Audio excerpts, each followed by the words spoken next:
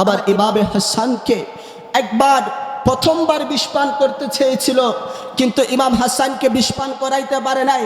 এবার দ্বিতীয়বার চেষ্টা করেছে, ইমাম হাসানের কিচ্ছু হয় নাই।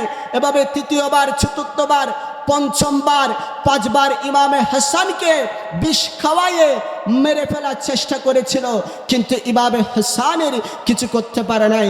কিন্তু দেখা গেল ষষ্ঠবার ইমামে হাসান যেই মশকের মধ্যে, যেই মশক করে পানি খায়, ওই মশকের মধ্যে হীরা গুঁড়ি করে মিশিয়ে দিয়েছিল। ওই হীরা হচ্ছে এমন একটি পদার্থ যেই হীরা গ্লাস কেটে ফেলে, আয়না কেটে ফেলে। আর আমার ইমামে হাসান যেই মশক করে পানি খায়, ওই মশকের মধ্যে ওই ইয়াজিদ সে হীরা মিশিয়ে দিয়েছিল। আর ইমামে হাসান যখন ওই পানি পান করে, ইমামে হাসানের গলা দিয়ে যখন ওই হীরাগুলো ঢুকে, তখন ওই হীরাগুলো এত বেশি বিষাক্ত ছিল, ইমামে হাসানের কলিজা, নাড়ি বুড়ি সবগুলো খণ্ড খণ্ড করে ফেলে। কিতাবের মধ্যে আসছে ইমামে হাসানের কলিজা 70 টুকরা হয়েছে। চিৎকার দিয়ে বলুন নাউজুবিল্লাহ। ইমামে হাসানের কলিজা 70 টুকরা হয়ে গেছে। ইমামে হুসাইন এই খবর পেয়ে দূরে ছুটে আসে, ভাইজান আপনার কি হয়েছে, আপনাকে কে বিষ পান করিয়েছে? তখন ইমামে হাসান বলে, আমার একজনকে সন্দেহ হচ্ছে, কিন্তু আমি তার নাম বলবো না। তার নাম বললে তুমি তাকে কতল করে ফেলবা। আমি তার বিচার আল্লাহর কাছে সুপর্দ করলাম, তার বিচার আল্লাহর আদালতের মধ্যে হবে। সুবহানাল্লাহ। দেখুন ইমামে হাসান মৃত্যুর বিছানায়, সেখানেও ইমামে হাসানের সবার ইস্তেকামত কেমন ছিলেন।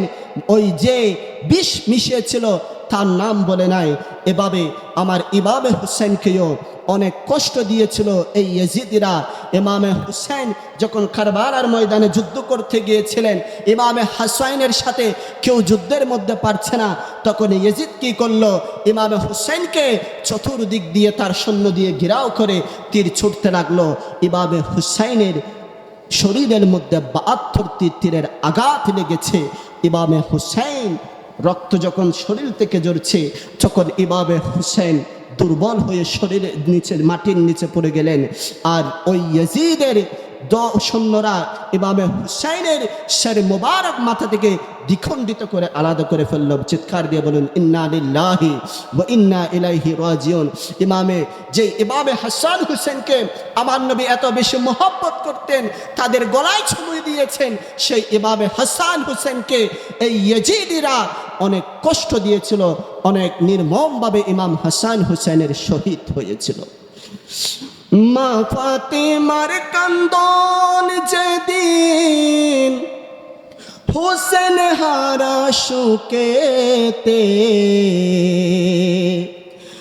মা ফাতিমার কান্দন যেদিন হোসেন হারা শোকেতে,